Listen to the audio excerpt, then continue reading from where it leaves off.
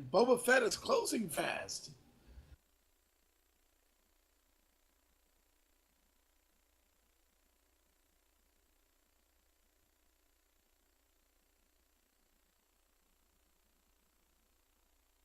Van's lost the connection.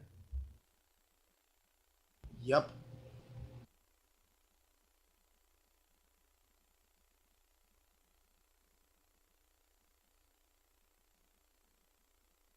When the race session starts, we'll still have a good 2 to 3 minutes before the actual race goes green.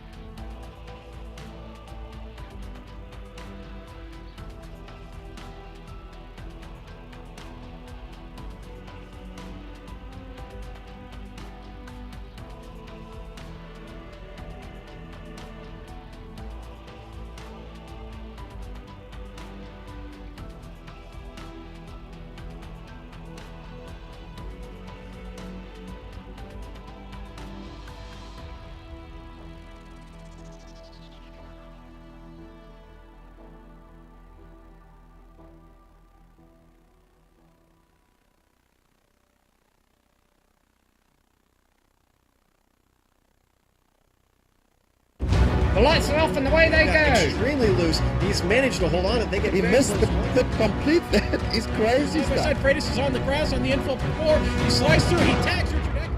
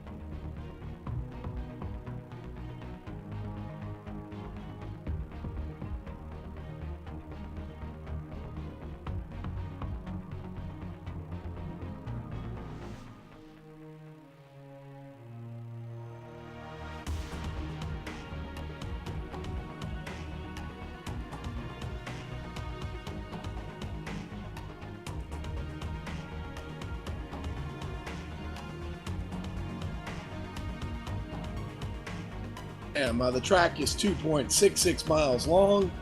This is a restrictor plate track, which means the hole in the plate between the carburetor and the intake is a little smaller. One of the more unique features of Talladega is that the finish line is after the tri-oval. We have 31 degrees of banking, which means really, really fast, close side-by-side racing. This race will be 47 laps long, and now let's go to Brian for some information about the championship. Shirley, leading off the championship right now, we got Rodney Warford with 303 points. Right now, he has 1 win, and he is also has a pretty good record of starts. Right now, he has negative 10 points from the penalties, but that hasn't affected him too much going into the points chase. Brandon Tabirco has 301 points. He's trailing just by 2 points. Dana Osborne's in third with 294. Rod Flagg has 290. He's in fourth. Frank Bulachuli third has 279. Excuse me if I got that name wrong. In sixth place, we got Raymond Recure the second. He's 276. He's trailing by 27. In seventh, we got Greg Hooks with 272. He's trailing by 31. Jared Haggerty has 267 in eighth place. He's trailing by 36. Ninth place, we got Joshua Hanner. He has 252, and he's trailing by 51 points. In the ring up to the top 10, we got Chris R. Jennings. He has 247 points. He's trailing by 56. Back to you there, Sam. Yes, and sorry for anyone who was having difficulty hearing me early in the broadcast. Bit of tiny technical issues right there, which we should hopefully have finished now, as the pace car leads them around for 1 pace lap here at Talladega Superspeedway. This will be a 47 lap race. It also could be timed. Hopefully that shouldn't become an issue. 23 cars starting the race, and as always, we're going to keep our eye out for the big one. All these drivers have had to perform in 2 qualifying races in order to get this far. We're actually in round 10 of the iSuperSpeedway season, so it's the dying days of the championship. Top 4 cars in the points are very close, and all 4 of them are in this race. But of course, a big one, the multiple car incident that could happen as a result of a pack racing here, is always a threat. Josh Hanna has control of the field in the green and white car. On his outside is Tanner Mann. 47 laps at Talladega Superspeedway gets underway now. Side by side as they're still crossing the line, no one has an edge right now. Going to head off into turn 1, 2 by 2. They're fanning out about 3 wide at the back there, Sean. Yes, they are. And we've already got a spin. We've already got a spin in turn 1. Multiple cars involved. The 83 looks to have started it all. And looks like we're probably going to yellow flag here, guys. A lot of damage to the front of Larry Camp's number 33 car. We'll try and get a replay and see how that all started. But do not be too worried about this, because everyone gets 2 free repairs. Now, we're going to go back to the start of the race here and see what happened. Like Brian said, they got 3 wide out the back here. Maybe just a couple of cars getting a bit of a bad start. We're watching the number 33 car mentioned. They're just going 3 wide into the turn. It looks like one car tried to cut down from the middle lane, down to the bottom lane, and just wasn't aware there was someone else there. But as I was just saying, these drivers get 2 free repairs where they can come down pit road, get their car fixed, and get back out there on the lead lap and in contention again. So hopefully this won't be too much of an impact in the long run, as there's damage on Tommy Hall, Mark Brown, Bryce Whitson, who some of our viewers might know from the American Sim Racing series. It just looks like a few torn up cars here, Brian, but hopefully they'll be able to get their cars repaired. Yeah, unfortunately, like that, Talladega going to 3 wide is probably not the way you want to go here in a long race like we have today, 47 laps at the most famous Talladega circuit. Now, it is safe to say that all these guys do have the repair and the free car, like you said, but hopefully this is a lesson to all of them. Going 3 wide this early in the race is definitely not the way you want to race at Talladega, and hopefully we can get some green flag racing here after this short break. Yeah, guys, it looks like the 41 started to come down just a little bit. The 73 of Mark Brown had a little bit of a run, got a little bit of that left quarter panel of number 41 Matt Stallneck, and that started the chain reaction. Collected a lot of cars here at the back. And I'm going back a bit further, actually. Before the race even started, there was nose damage on James Altman's number 51 car. And I think what happened there, Brian, is he was pulling up to the outside to let the field by, and the 41 car just didn't expect James Altman to be that slow. So, James Osman is in the Geek Squad number 51 car, if our viewers are able to see him. And the car that Brian just mentioned, the 41 of Matt Storneck, is in the white car. Look, the 51 right on the wall, and the 41 goes down to try and avoid him, and just collects a couple cars, and then it's just a huge mess after that. That's restrictor plate racing for you.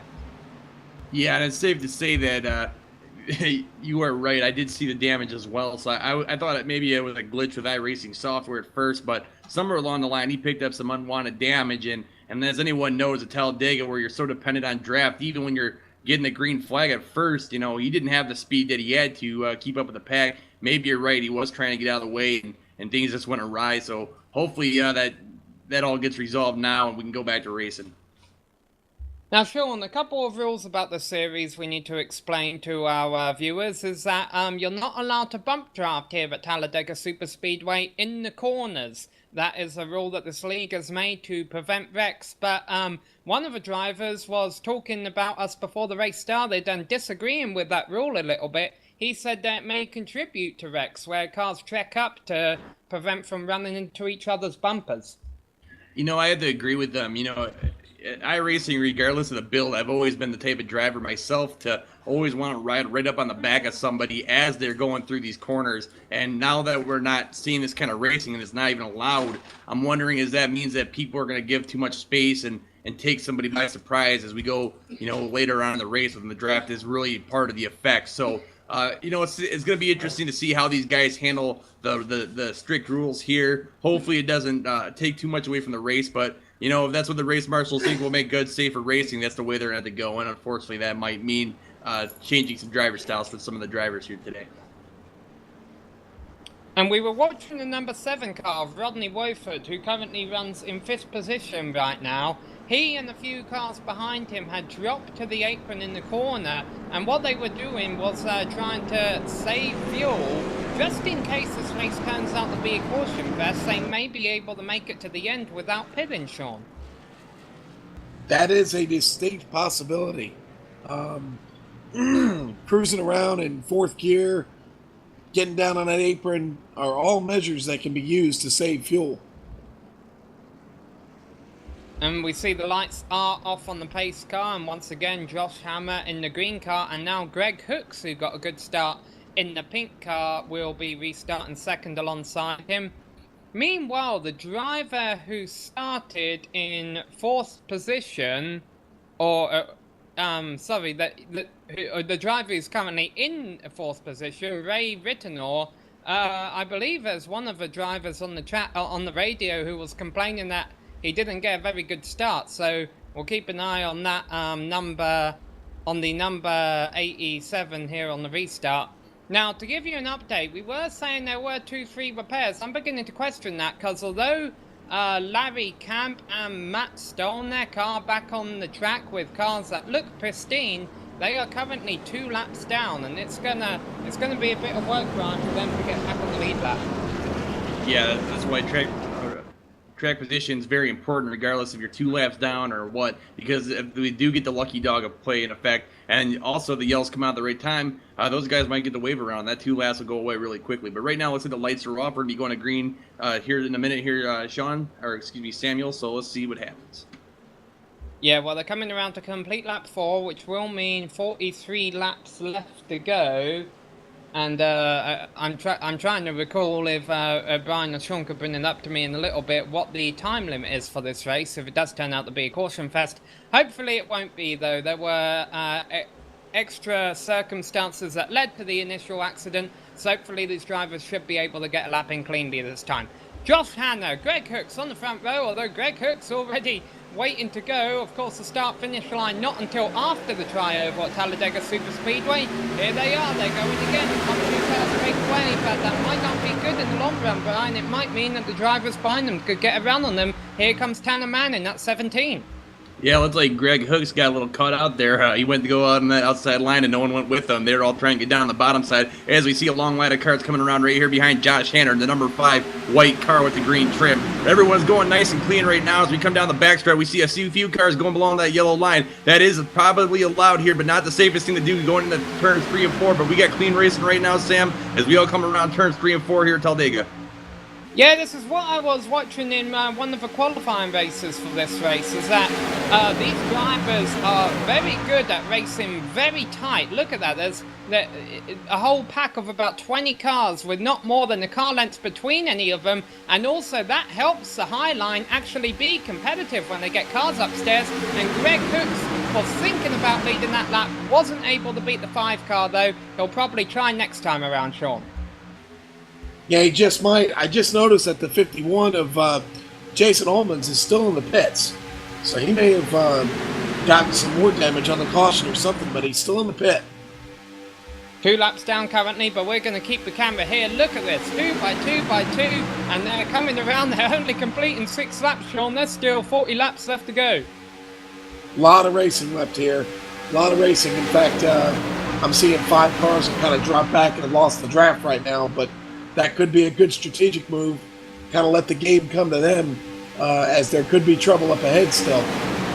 Yeah, because they're not allowed to bumpcraft in the turns, that means that we're not going to see a whole lot of tandem racing today. Very easy to overheat your car also with a minimum requirement of 50% grill tape on the nose. Hammer's Camry right now getting all the clean air it can. He doesn't have to worry about engine heat. Not the same for everyone behind him, Brian.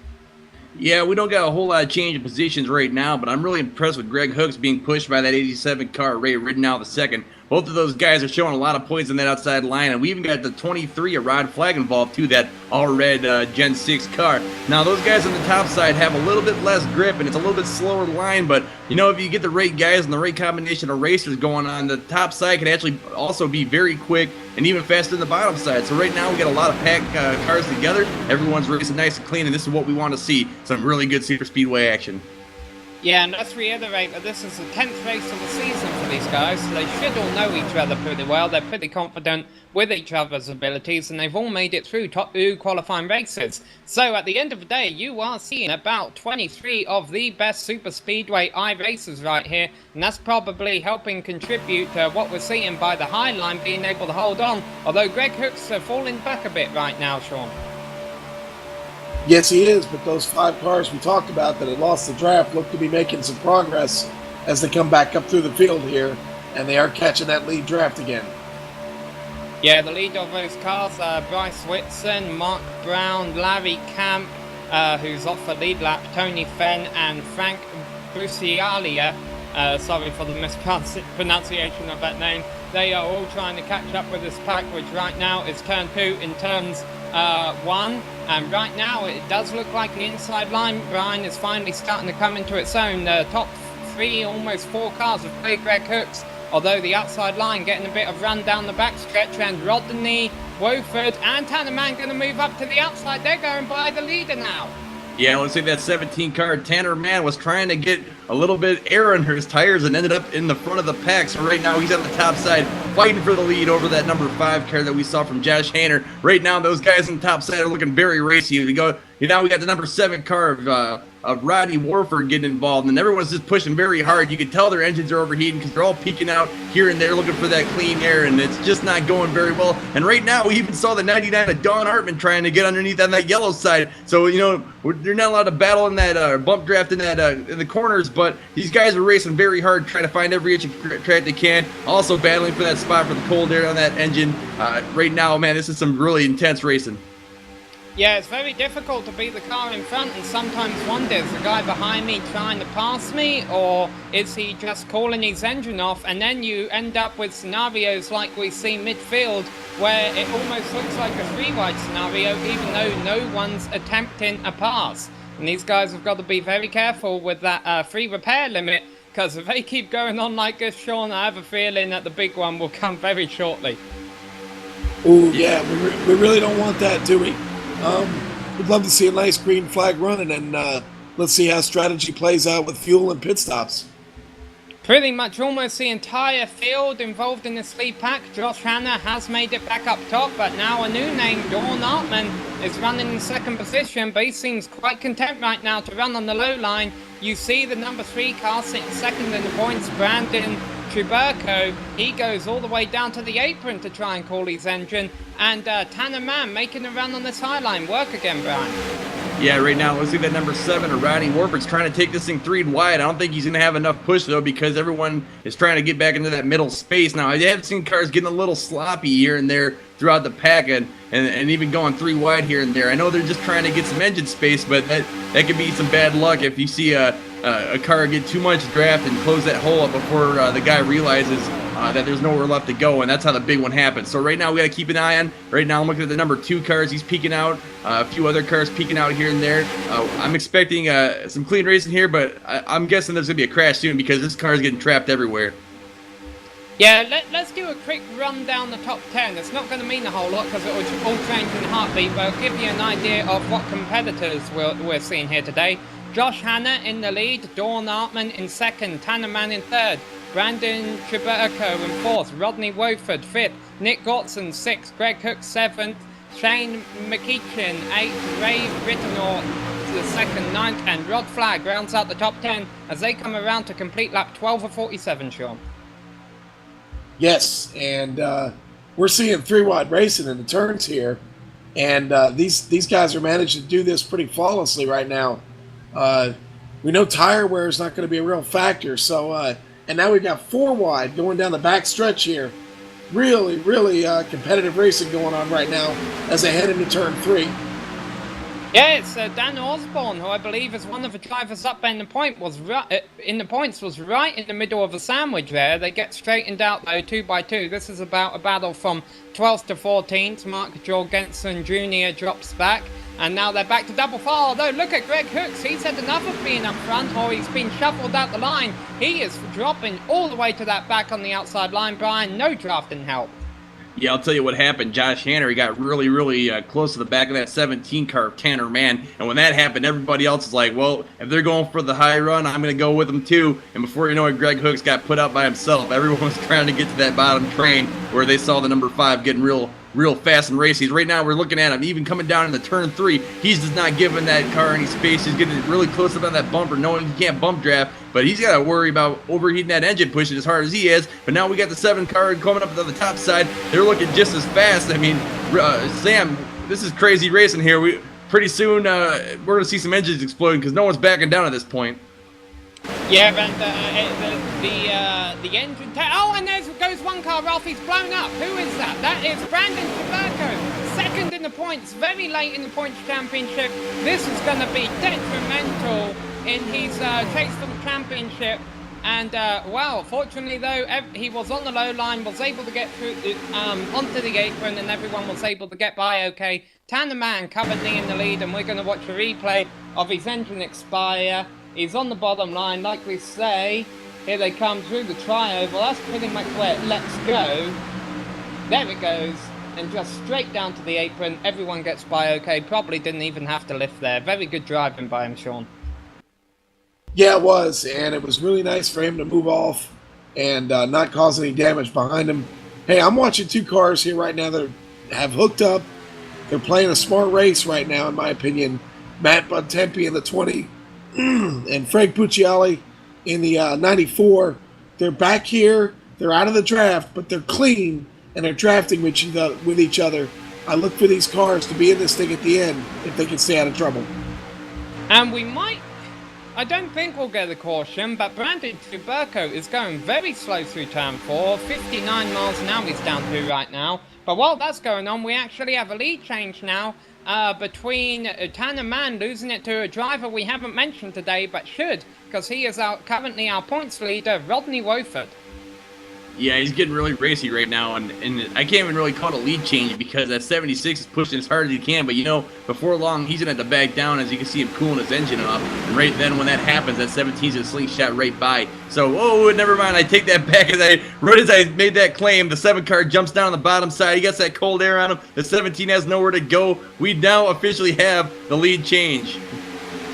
Yeah, let's count how many different leaders we've had this race. Josh Hanna, Travis Mann, and Rodney Wofford. I believe they get points for leading laps, so those 3 drivers should be happy. But here comes Nick Gorton, the Canadian, up on the high line in that black number 76 car, Sean.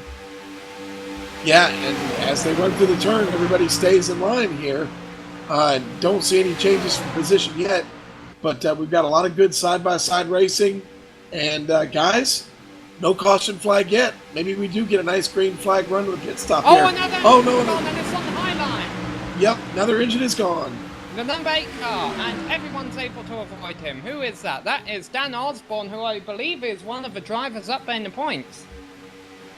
Yeah, Dan Osborne did the right thing there. The second he saw that puff of smoke and that loud bang, he got up and out of the way, and he made his intentions very clear. He almost put himself in the wall trying to avoid that pack of cars behind him. So good racing. We can still go green flag racing. We're going to go back to a replay. Yeah, Dan Osborne, you watch him on the high line and just blows up and pulls right up high like we're saying.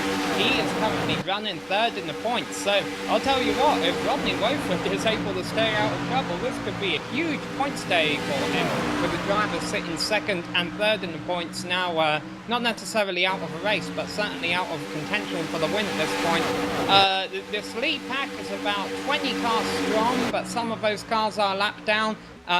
This is the top 15 cars in contention, still in contention for the win of this race, Sean. Yeah, a lot of cars still in contention for this race. Even the ones that aren't on the league draft right now are still in good shape, because anything can happen at this point.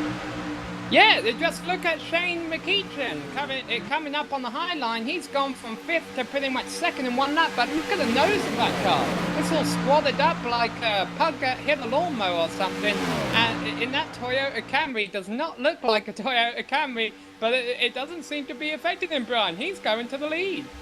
Yeah, if you have the right car, the right driver, it doesn't matter if they got some pristine look or a broken up second-hand look, as Richard Losper would always say. If you guys can drive it good, you can drive it good, and right now that's what we're seeing. Yeah, well, we'll wait and see how he can do now, and he actually comes back up high there and opens the bottom line to Rodney Wofford again, gets a bit of a bump by Nick Gortson going down the back stretch up on the high side. These two going to try and break away a bit here, but no, Shane abandons Nick, and the outside line's going to drop back a bit now, Sean. Yeah, I've seen this a few times already, where guys are getting left hung out to dry. And I don't know if that's intentional or if it's by design, but, you know, I don't know. You're going to have trouble finding a partner at the end of the day if you're leaving guys hanging out to dry when they've been working with you. Dan Osborne coming back out on the track. You see him on the apron there going an extra lap down. That is 2 laps down in total now to the rest of the field. The number 3 car is also back out on circuit, a couple of laps down. Nick Gortson currently leads the race on the bottom line. And now it's Mark George Renson Jr., who was running at the back not too long ago. Actually, I'm going to check real quick. Where did he start? He started 8th, and now he's worked his way up front, so it really is anyone's race right now, Brian. Yeah, right now it is anybody's race. That's what we've seen. We've had a whole bunch of lead changes, and everybody's looking very strong. Look, even the 17 cars dropped back to 4th on the bottom line there, so it just goes to show you that you don't have to start very high in super speedway racing to end very well. And, you know, right now, I'm seeing cars going crisscross, sideways, up and down on the track. Everyone's desperate for air at this point. We're about 22 laps in, and this is just some great over racing. I'm having a whole lot of fun watching this one. Yeah, Josh Hammer, who was leading earlier, has dropped back to 7th. Meanwhile, we actually have a couple of lap cars in the mix-up here. Matt Stolkneck, who is actually running a lap down, 2 laps down, is in 19th place right there, the 3rd car on the high line. So he's going to try and earn one of his laps back to Hardaway if he can get to the lead of his pack. So this really is anyone's race, but right now it's Nick Gortson's as he comes across the line. This is going to be the 4th lap today of 22 that he has led, Brian. Yeah, and it's a great run by him, but right now that number 7 car, Rodney Walford's doing everything he can to try and get around him as we just see him going up and down. And I can't tell if he's actually trying to get air in that car, if he's really just frustrated with his disposition. He does have a fast car today, and he has led a few laps, so I'm just I'm surprised he hasn't tried to make a move for that top side and try to jump in front of somebody and get that push, because right now he's basically stuck where he's at. There's no way he's getting around. As we see another slow car that just popping back to the end of the line there. Wasn't sure who that was, their green car there, but like we've been seeing here, like you said, it doesn't really matter where you start. If you can keep your nose clean, you can stay out of trouble, you're going to move to the front of the pack very quickly. Slavi Camp in that green car is already 2 laps down. Meanwhile, the top 3 on the bottom side getting a bit of a break here, so I'm sure we'll start to see some shuffling as you see Matt Stalkneck, the last car, sticking his whole car out there just trying to get clean air. And that really shows you how far they're pushing it, because had you played the game at the start of being conservative and dropping back a bit from the lead draft, you wouldn't be part of this pack right now. And Brian, if we go caution free to the end, if you're not part of this pack, you're not going to get a top 15 finish. Well, we don't need to worry about the top 15 finish, because we just saw the 7 car get a really nice push from the 17. That is Tanner Mann, and he used everything he had to get those 2 to the front of the line. So I wouldn't be surprised if we start to see some tandem racing if they can try to help it. I know right now everyone's having some trouble blowing engines, and the fact you can't bump grab through those corners, but that 17's not backing down, and he's been very strong all day long. Right now we got the number 7 car, Rodney Warford, leading this race. Yeah, no, and remember, this is the A main race for currently watching. Where they finish is where they get points from. There have been heat races that I believe awarded points to help these drivers get here, but this is the event that they all want to win. And Rodney Woford and Nick Rosen racing side by side, trying to side draft each other, going down the backstretch, and it's a high line that's working with Nick Rosen in the black car, Shane McEachin in the squatted up number 28 car right behind him. And it's just 2 by 2, Sean and Brian, and they've been doing a miraculous job of keeping it clean so far. Yeah, and right as we saw that 7 car get the lead, now the 76 is making a push for the lead. And we have that blue and white car. I can't see the number. I think it's the 28 car, Shane McEachin. They're pushing very hard now. And now the second and the top side is starting to look a little bit faster than the bottom side. So right now the 7 and the 17 are doing everything they can to keep those 2 guys out in the front. But right now the Shane McEachin in that 76 car is pushing real hard. And I think we're going to get another lead change here in the next 2 laps. And within the next 10 laps, we should start to see some green flag pit stops. That's something that we'll have to pay attention to. And there's 1 car dropped to the apron there. What's going on there? That's the green car at the back, Lavi Camp. Maybe he just got too hot or he got too loose, but whatever the case, he's going to risk losing the lead draft right now. Green is known as an unlucky colour in the motor racing world, so maybe you might want to think about a colour change, although granted it's working right well for Josh Hanna right now, who despite running in 4th has led the most amount of laps of this race at 12. The current leader, Rodney Woford, has only led 5, and they're about to come up to lap the car that we saw have engine issues earlier, Brandon Triberco. Oh, actually, no, they're about half a lap behind him. My apologies. But there are still small races going on outside this lead pack. But really, this is a spectacle that everyone wants to watch right now, Brian. Because if one driver makes a mistake, that could really turn everything on its head. And speaking about mistakes, guess who made no mistake? It was that Larry Campus we saw just a little bit ago as he smacked the bottom of his car down on the bottom of that apron there.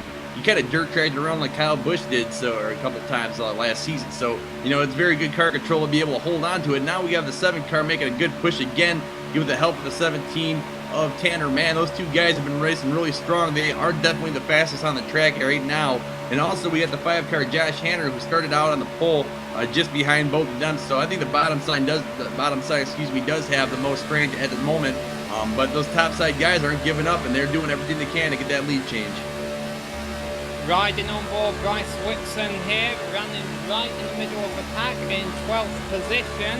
He's actually got a bit of breathing room behind him to prevent from running into the car in front of him. That's the 87 of Ray Rittenor II, who was running up front not too long ago, but has dropped to the back, which might not be the place to be if a big wreck breaks out. Because even though these drivers are getting free repairs, when they take tows and when they're coasting... Oh, and what happened there? One engine blew up for the number 99 car. One of the front runners today, Dawn Hartman.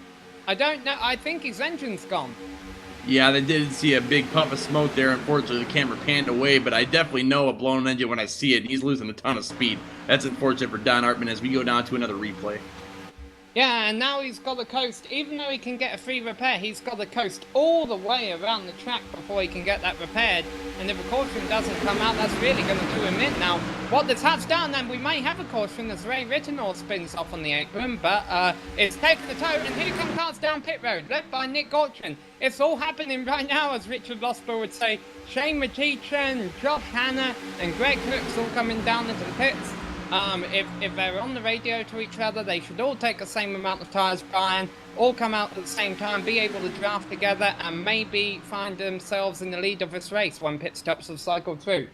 You know, we've been racing really hard, but we've also been racing very smart throughout the last 30 laps. I'm wondering if these tires are really going to make much of a difference. If it was me, I'd probably go without them, just take a splash of fuel, give me to the end, and use that draft when everyone's saying, "Oh, screw," to get my way home. So right now I'm thinking the guys that are taking 4 tires with too much fuel are definitely be the biggest losers today. Hopefully these guys in the front with the 7 car, the 17 car, and the 41 don't make that mistake, because they're starting to make a huge run on those guys going down pit road. The last thing you want to do is give it all away with the wrong pit strategy.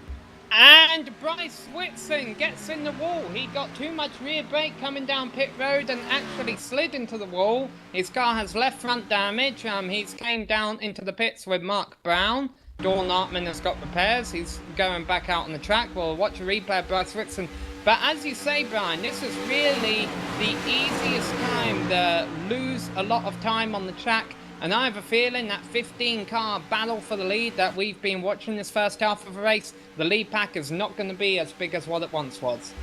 I totally agree, and you know, I think the window, the max we could do today is about 37 laps. I don't know if that's with or without the draft, but these guys in the front aren't looking like they're going to go in anytime soon. And now that we're seeing guys lose internet connection, blowing engines, making bad moves going down pit road, I'm wondering if they're going to try to stay after the last second so they can use up the most fuel they can, and then hopefully make it to the end with a little bit of a splash. Yeah, Ray Whittenor just lost the internet connection. Obviously, this is iRacing, virtual sim racing, which means that you can lose the connection and lose the race that way. iRacing's version of a mechanical failure, if you will.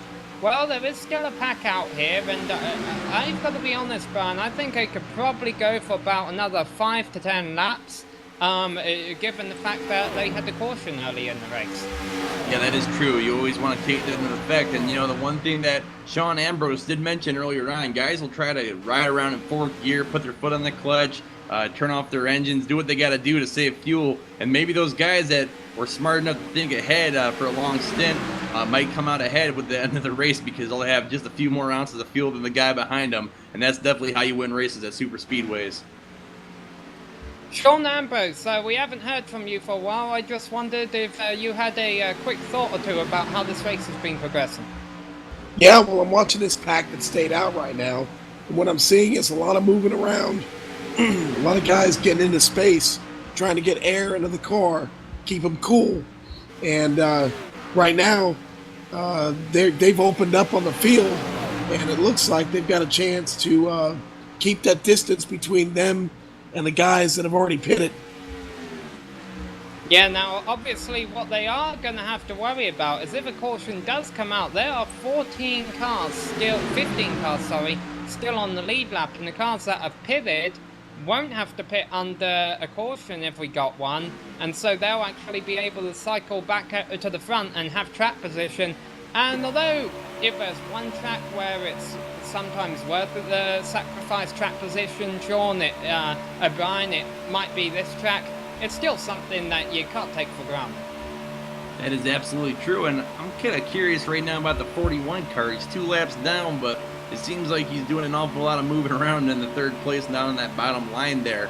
So I'm starting to wonder what his agenda is. Is he trying to make something happen here, or if he's trying to get that lap back by getting to the front of the line before the start finish and hopefully a yellow comes out. I'm not sure what his motivation is there, but he's definitely become a lot more lively the last couple of laps. As you see him bobbing down that yellow line as he almost lost the car. The back end wiggles just a little bit behind the 17, but he's doing everything he can to hold on. Looking very racy and not backing down. So, you know, I'm going to see if he peaks down here below the yellow line again. But right now, I see like he's going to the top side, racing very hard for being 2 laps down there, Sam. Yeah, but let's not forget, if you're 2 laps down, you can get one of those laps back when these leaders here will pit, and you can get the other one back by a wave round.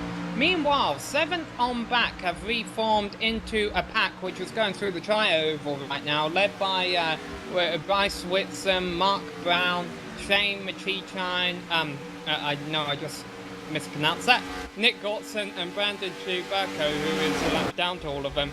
So those guys are going to try and race as a pack, and once these leaders pit, they're going to be the ones who are going to try and fight them for the win again, Brian. Yeah, absolutely right, Samuel. And right now we're looking at the 7 cars. He's also kind of drifting up a little high. I'm wondering if the lack of fuel weight or the tire wear is starting to be a little bit of a factor, because his lines are becoming just a little more loose every time around. We are reaching the back end of the pit window. We're on lap 36 right now, so I'm expecting to see a lot of these lead lap cars come in pretty soon. The guys on the outside, however, are kind of stuck because they're not making up any ground on the top side, and if they don't get down, they're not going to be able to get down pit road, so it's going to be very interesting to see what happens coming up in the next couple of laps. They could be pitting right here, guys. Watch out. Well, they stayed out this time but I have noticed, Sean, that they have broken up more than what they've been before. This is that they're leaving space between each other, and as Brian says, they are sliding around a bit more, so I'm sure they're all thinking about pitting. Maybe they're getting distracted a bit by the radio, talking about how many tires we're going to take, what lap do you want to come in, how far can you go, who's going to pit when, who are you going to tandem with, who's your teammate. There's a lot of discussion on the radios going out here right now, but they're coming off turn 4. Brian, do you think they're going to come in the pits this time, by? It's hard to say, but right now Mark Jorgensen, he hasn't really made it very high up in the pack, and now he's making a move for the lead. So now we're having yet again another person challenging for that lead spot, having another very strong race as the 41 pushes him on yet again. That's just good to see here as the 7 car odds to not go in the pits one more time around. We are now on lap 38, so these guys are really stretching out their fuel limit as much as they can, hopefully trying to get the edge over the other drivers around them. 10 laps left to go, so these drivers won't have to sit in their pit stall very long at all. And as you say, this Mark Jorgensen National Guard, almost Dale Jr. like painted car, has yet to lead a lap, so I'm sure he wants to put that feather in his cap, and he's going to fight hard on the outside of Rodney Wofford here, the number 7, and the 81 riding side by side. Here comes Tanner Mann, who has been up there in the top 5 all day. He could certainly be a threat for this win. Here comes Mark Johansson. He gets a run coming through the tri-oval. 9 laps left to go, and they still haven't pit, but still not able to lead a lap, Sean.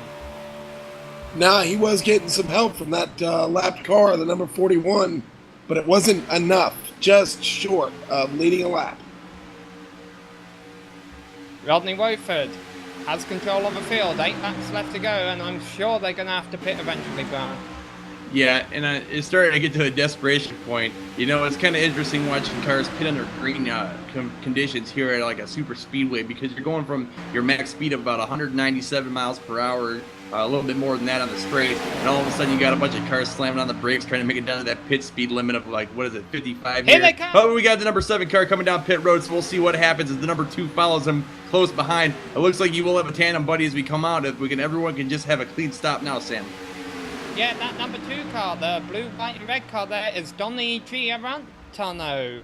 We haven't mentioned him all the day, but he could certainly play a factor into this. So let's see. I can't imagine that they'll be stopped in their pit stalls for more than a couple of seconds just to top off with look, Rodney Wofford already making a move out of his pit stall. But I'm a little bit worried about this, Brian. They've broken up. They're not going to be able to draft each other. They may lose a bit of time. Here comes the pack being led by Shane McCheechin, who's got the nose of that Camry repaired. They're coming through the tri-oval right now. They're going to fly by Donny, and they're probably going to fly by Rodney, too. Oh, we have a car going very loose coming down pit road. I don't know if he got caught off guard. And the 17 gets by the number 81. I don't know if he got caught speeding, but everything's coming unglued now. We come down pit road. A lot of excitement here with only 7 laps left to go in this race. It looks like everybody is okay, but that was quite the scary moment here in lap 40 from Mark Jorgensen Jr. Yeah, and I have to apologise. I was attempting to try and get back to the cars before they came down pit road. Didn't quite make it, but we'll get a replay for you. Meanwhile, a couple of cars still yet to pit. Wow, they're getting crossed up everywhere. But like you say, the 17 of Tanner Mann gets a bit in the wall, and we're just going to have to keep an eye and see if any of them get speeding penalties. That was what I was afraid of, Sam. That's what I was just about to allude to before everyone came down pit road. Everyone's getting desperate. You got to go from a very high speed to a very low speed very quickly, and a lot of cars get caught up because, you know, it's very hard to stop these cars as it is. Now you had 3 or 4 cars in a lesser distance, and all of a sudden you got a little bit of a problem, and that's what we did end up seeing. But with that being said, let's go to the front of the pack. We got Nick Gortson. He gets pushed way outside here. Now we got some more cars shuffling around for the lead. Everyone's staying single file. Well, and he just kind of forces the way back in here. Everyone's just looking for some spaces. Pretty soon everyone else is going to have to pit, and they know it. No, I believe these are the cars that were in that pack earlier that already have pit. Good point. I'm looking at the time in the score, and I believe everyone's made their pit stops. And the reason that we haven't talked about these guys leading up front today, and the reason it's surprising us a bit, is because this was that lead pack that we were watching at the tail end of a lead lap for a long time, that short pitted, have been able to draft together, run fast times, work together. They didn't screw up on pit road, and now they are the ones going to be fighting for the win of this race, because within a couple of laps, if a caution comes out, Brian, as you see Shane letting Nick Gortson have the lead here, so that Nick can cool down his engine. See, they're all working together, not fighting really for positions. But if a caution comes out in about a couple laps time, that will end the race. So these drivers are going to have to stop being friendly eventually. Yeah, and that's when a lot of the trouble will happen. Like Sean Ambrose was saying a little earlier, if you leave someone out to hang or you screw them up later or earlier in the race, when you come down to the last couple of laps, they might not be so willing to help you, and they might leave you out to dry. So with that being said, everyone's playing nice and tidy. We did see that lead change just so they could swap engine places and cool each other off. We got cars bopping in and out of line, also looking for clean air here and there. But right now, a very tidy race with 4 laps to go, Samuel. All right. We got 7 cars. Oh, the big window blow.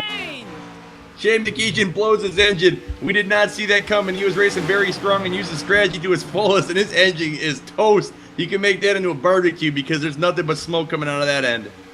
Well, now I was about to say there were 7 cars in our lead pack. There's now only 6, and 2 of them are lapped down. So this is a 4-horse race. Bryce Whitson now leads the race. Rodney Wofford in second. Nick Gortson in third, although he gets on the apron a little bit there, almost gets a little bit loose. And Mark Brown in fourth. The 2 cars behind them of Brandon Truberco and Ray Rittenor are not on the lead lap. So it is a 4-horse race right now, Brian. Yeah, and everybody's definitely everyone is definitely desperate for cold air because we just see that line getting sloppier and sloppier every time around. With only 3 laps left in this race, 3 or 4 laps left, we don't want to see any more blown engines as we have a very good and close battle for the lead here. Candyman has dropped to 15th after that damage on pit entry, but yeah, I've got to confess, it's pretty much single file running throughout the rest of the field, so we'll talk about those drivers probably after the checkered flag falls, because right now if caution comes out, the race will end. So your winner, unless they all take each other out, is most likely going to come from this field right now. Rodney Wofford, the championship leader, alongside Bryce Whitson, we're familiar with from the American Sim Racing Series. Mark Brown, I've hardly talked about him at all today. I believe he was in that opening wreck on the first lap in that Coors Light car. And Nick Gortson, the Canadian. Pick your favourite. I don't know who to pick right now, but we see a car jump down there below the yellow line looking for air real quick. I don't know if that was a move for cold air, if he got a little bit loose, but right now, the 7 car of Rodney Warford's looking very strong, once again, leading the pack, so good racing strategy from the number 7 today. He's looking very racy right now as we have the 10 car, or excuse me, I believe that's the 00 now, I'm trying to make a move for the lead, and we only got a few more laps to go here, so I'm really curious to see who it is, as you mentioned, Sam, that's going to end up winning this race. And watch out for the lap car here of Dan Osborne. This could change things. No, it won't. He goes up to the top side, so he's going to get out these guys' way.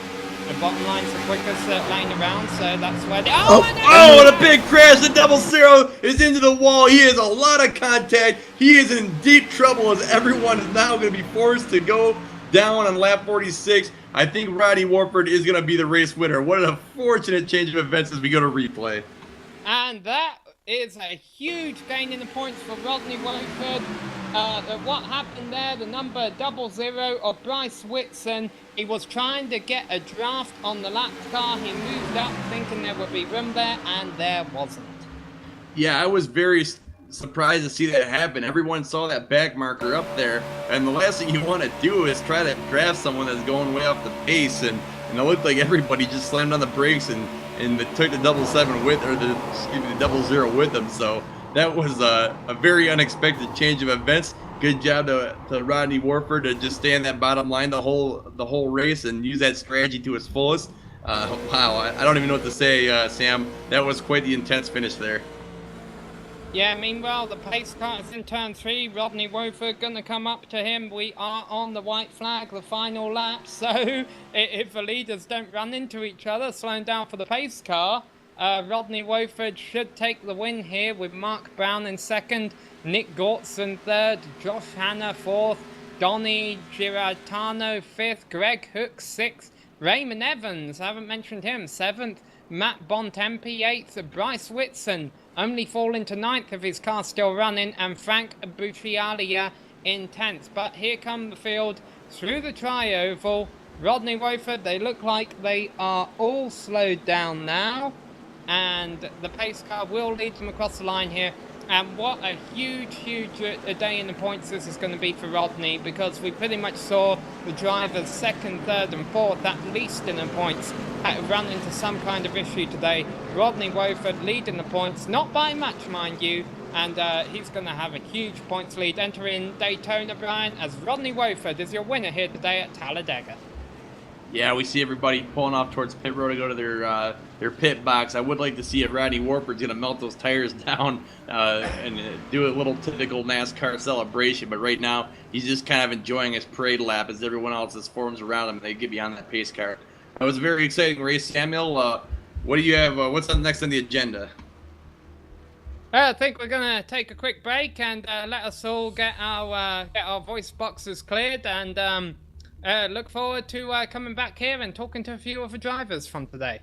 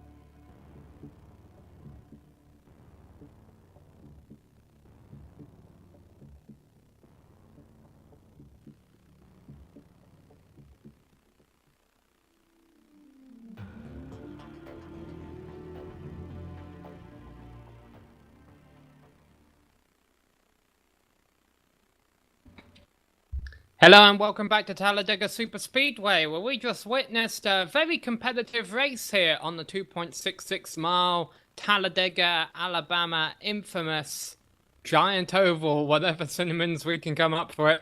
Let's take a look at the rundown right here. Rodney Wofford, your points leader, is going to extend his points lead with a win here today. Mark Brown, who started 18th, finished 2nd position. Nicholas Gortson, the Canadian, got 3rd. Joshua Hanna finished 4th after starting on pole position. Donny Giratano came from 12th to get a top 5. Greg Hooks got 6th place and Raymond Evans in 7th. Matt Bontempi came home 8th with Bryce Whitson in 9th after that last lap crash. Frank Bucialia, the 3rd, finished 10th. Brian.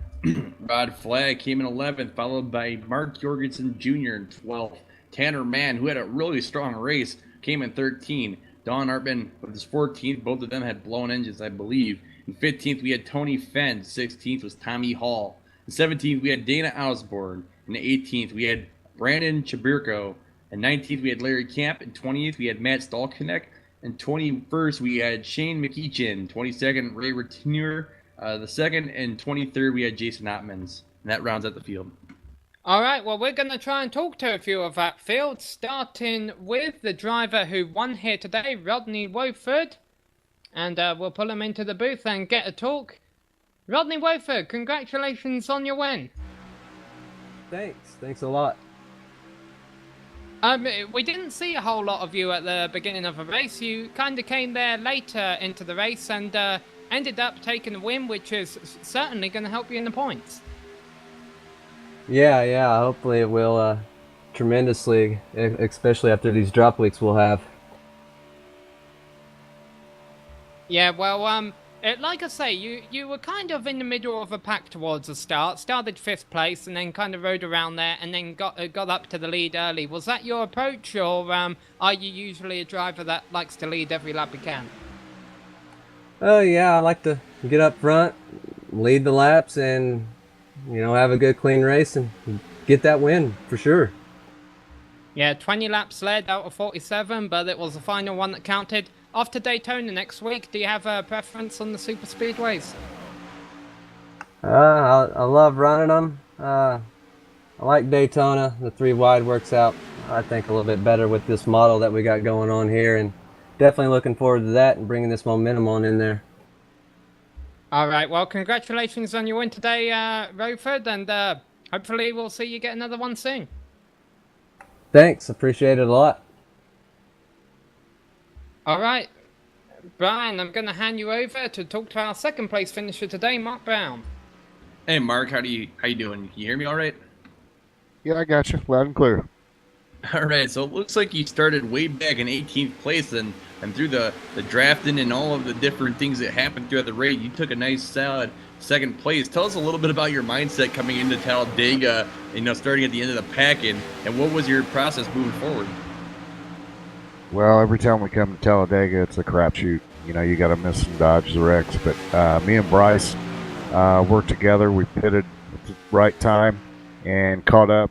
And we worked together the whole time, but there was a lap car kind of mixed that up a little bit. That put me behind Rodney, so that got me up to where I was. That was one of our talking points today, was working with other drivers and not leaving certain people out of the drive because it might come back to bite you later on. It's good to see you had somebody to work with today. Now tell us, with the 2nd place finish today, are you looking forward to more of the races coming up soon? Are you dreading any of the tracks, or do you feel like you have a pretty strong season coming up ahead of you? Oh, no, I look forward to it. Usually do pretty decent. Get a top 10 with these guys, you did something. Well, that's good to hear, and thank you for joining us in the booth today. We have a little bit more people to get to. Always great to talk to people like you, Mark, keeping positive attitude and enjoying this oval racing series we got here. So we're going to go back to Sam now.